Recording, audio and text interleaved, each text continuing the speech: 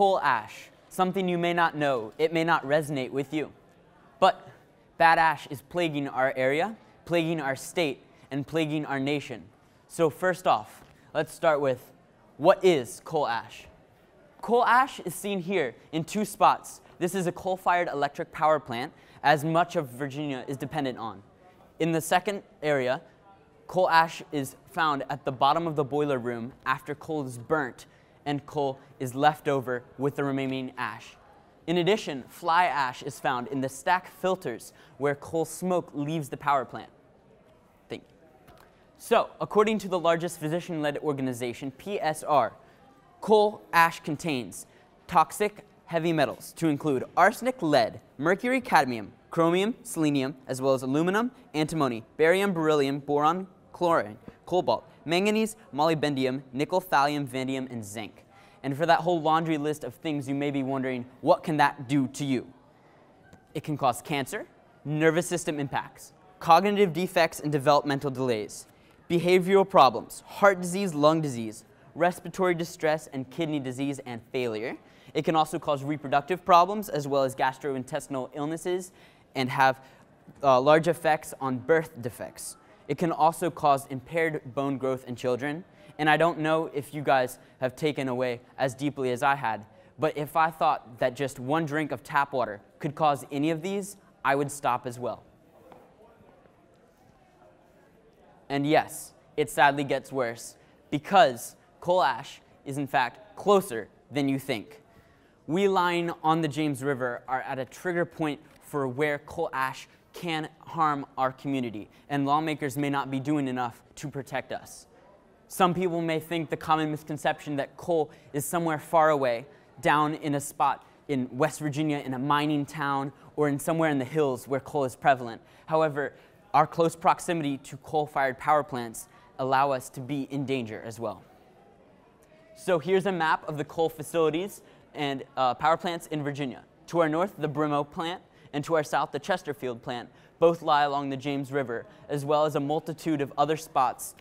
And in the national spectrum, there are a lot more spots as well. Sorry. Here you can see that it's not just a statewide issue, that it's a national level issue. And many sites are contaminated sites where cracks and leaks in these coal facilities are causing ash to spew out into our ecosystem.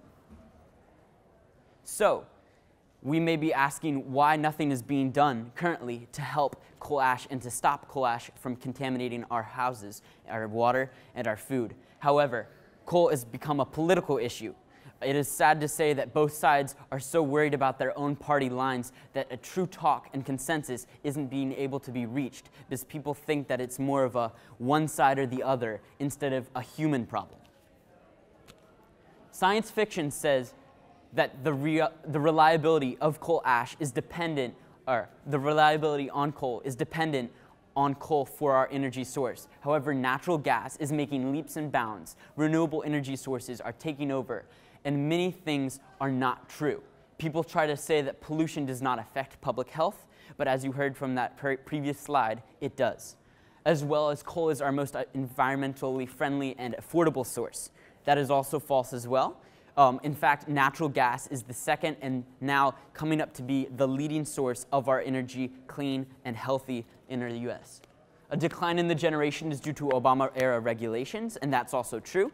In fact, Obama presented a boom in the coal economy, and many people simply saw a loss in jobs due to the disinterest in the workplace as being a negative hit on the ash business, as well as there's not that much coal ash.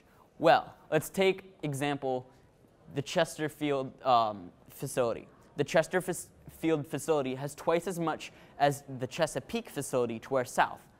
And if we look further, the Chesapeake site, it would take 9,000 times for this 797 CAT dump truck, the largest dump truck in production right now, to move 1 pond of ash. And there are 2 at that site alone. So people in the Congress, people in government say, move it, contain it, or put it somewhere else. Let's build somewhere and bring all the ash there. But it would take years to get just 1 site contained. 70% of the world's internet traffic passes through Virginia hourly, And that number blew me away. I had no clue that that much energy was needed and that much resource was being pooled through our state alone. This is just one of the numerous reasons why we need so much coal and so much energy in general to power Virginia. So, why government is also clouding your judgment and not telling you that these problems exist? Well, here you see the Dominion monitoring well on the right. A state-regulated well, a national regulated well, does not have to legally be as deep as domestic wells where shallow groundwater affects. So as the pollution and the water table spread out, coal ash can reach and impact communities in our area where monitoring wells don't pick that up. And also, you can also see that it can get leached into waterways, for example, the James River. So powerful companies like Dominion Energy and Duke Energy are forging bonds within our community and our government. Careful donations from Dominion are legally allowed, and what they have done is found loopholes so that they can donate at specific times, swaying EPA and different environmental protection people to think otherwise. There have been a lot of these legal campaign donations that have resulted in sways where the political people are not voting for their constituents, but voting for where the money is coming from. However, that cannot be directly confirmed because these are actually legal donations. So can we trust the government? Something strange is happening to our water. Something strange is seeping out underneath us. And maybe we can't trust our leaders. So I'd like you to take out your phones and engage. Your voice counts, and we can end this contamination together.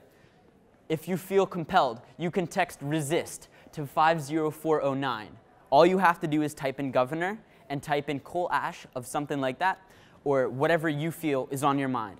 In addition to this text message, once you click send, our governor, Ralph Northam, will receive 10 faxes and a multitude of texts to his personal and his aides' contacts. This is thanks to Resistabot, and this is a new technology that allows us to blast him with our voice so we can hear past the powerful companies. Thank you so much for your time.